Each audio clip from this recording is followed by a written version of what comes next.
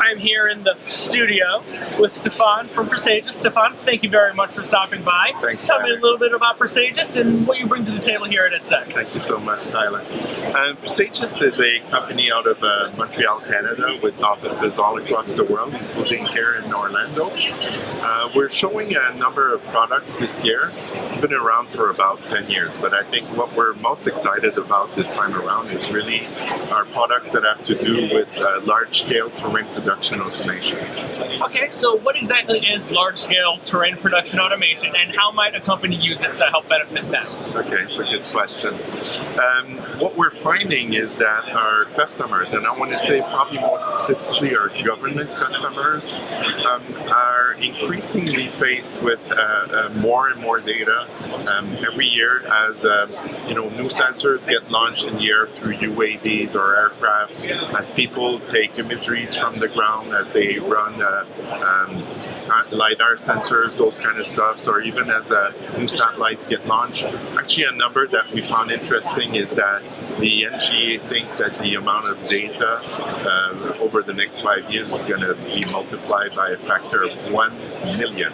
So that's tenfold a year. So that really means that a lot of our customers need to reconsider the way they've been working.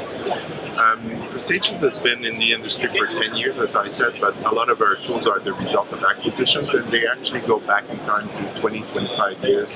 In some cases, I'm thinking of Creator and Terra Vista here. And what we found is that our customers spend a lot of time just building different recipes, fixing data issues, and all of that. So we started with this idea to think, how can we automate this process? And I think what we did is, and certainly we find it an interesting approach, is we've approached people that are coming from outside of this industry, thinking that, how do film people do it?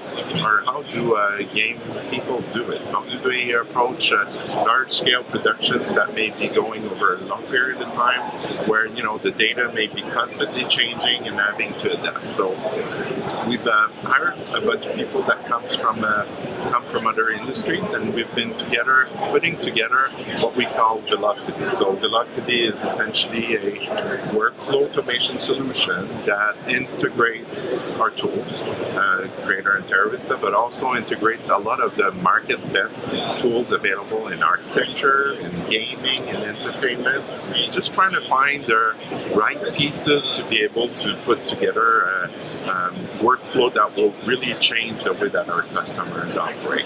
So there's a lot of data out there. Your customers have a lot of data that they're dealing with, and you come in and you help them refine that data, and you help them find the solutions for that data. Yeah, that's a good question, because obviously every customer have a slightly different requirements, slightly different needs, slightly different data requirements. So what we've done is we've actually covered the ground for the most common data. People use elevation, imagery, land information, but also we're increasingly seeing people who are using photogrammetry produced 3D. That's a complicated word to say that if you actually look at a situation from multiple angles, let's say you have multiple satellites or the same satellites that's gone over the same region multiple times, we can actually reconstruct 3D information out of this. So we've been using those meshes, we've been using point clouds that have been generated by LiDAR sensors, and the idea is that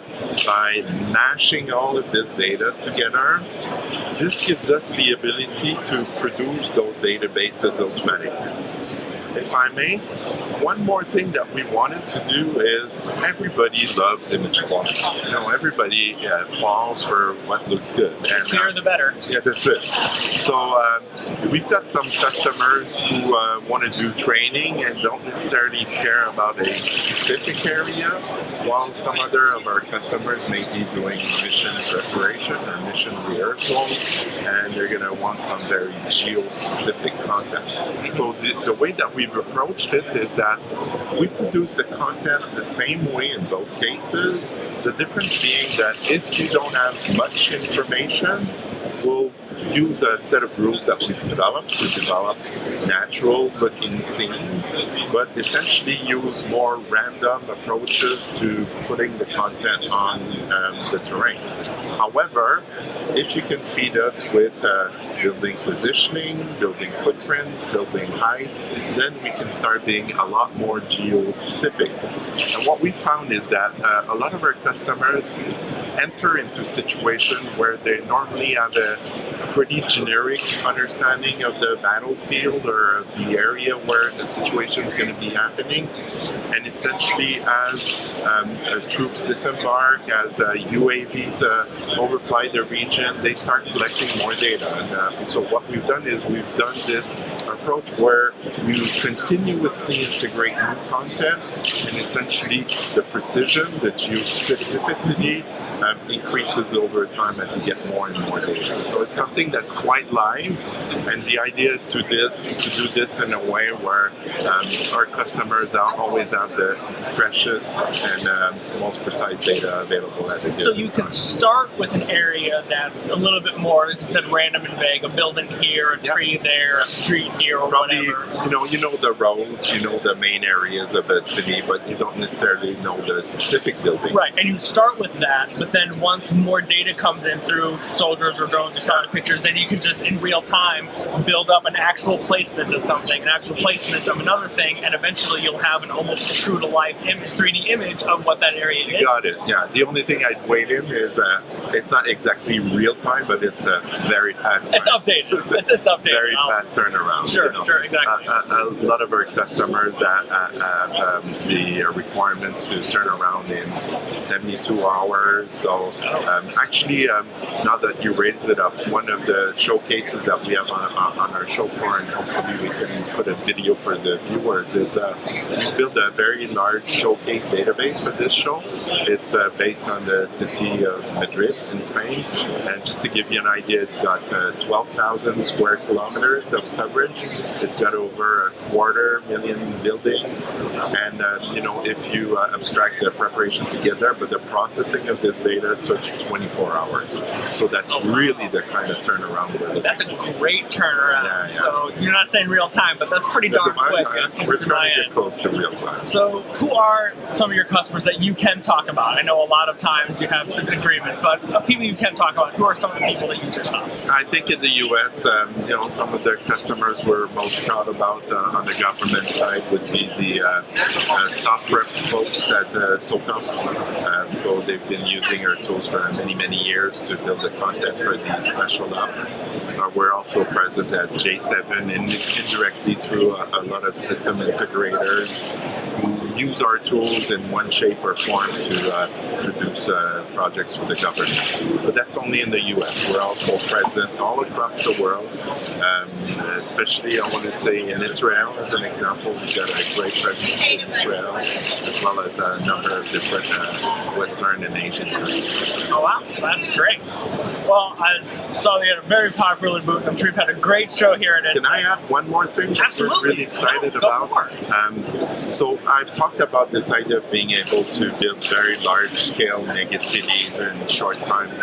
Obviously, one of the additional challenges our customers have is they often have to support multiple generations of systems in the field. So some of the systems they may have to support may date back from 5 years or 10 years ago. They may be based on the technology of vendor A, let's say, and some others may be more recent technology, but it comes from the different vendors.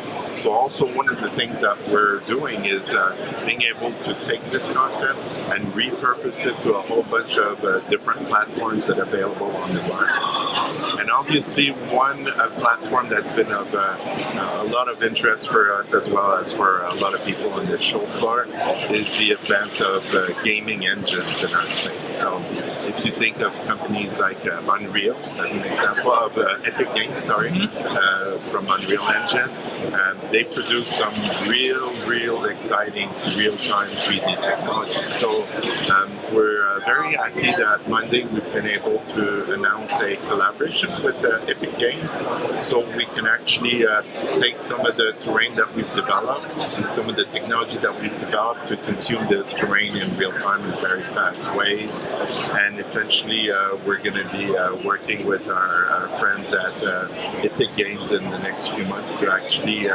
put this technology inside of their products and make it available to the whole market. Yeah, the technology behind gaming is so prevalent in these types of situations and these type of simulations. It's amazing how much those two barriers have crossed and are now almost the exact same Actually, thing. that's a good thing you're raising, because we're seeing that kind of convergence happening between architecture, between gaming, entertainment, and all of this technology that used to be really specialized, really expensive, mostly available to really high-end users like defense organizations, is now democratized a lot, which means that obviously we're going to see some pretty cool technology coming our way, but also tons of assets, tons of new blood, new developers that are fluent with those tools, don't necessarily have all the understanding and baggage that this industry has been carrying. So I think this is going to be injecting a lot of great energy in this market. We're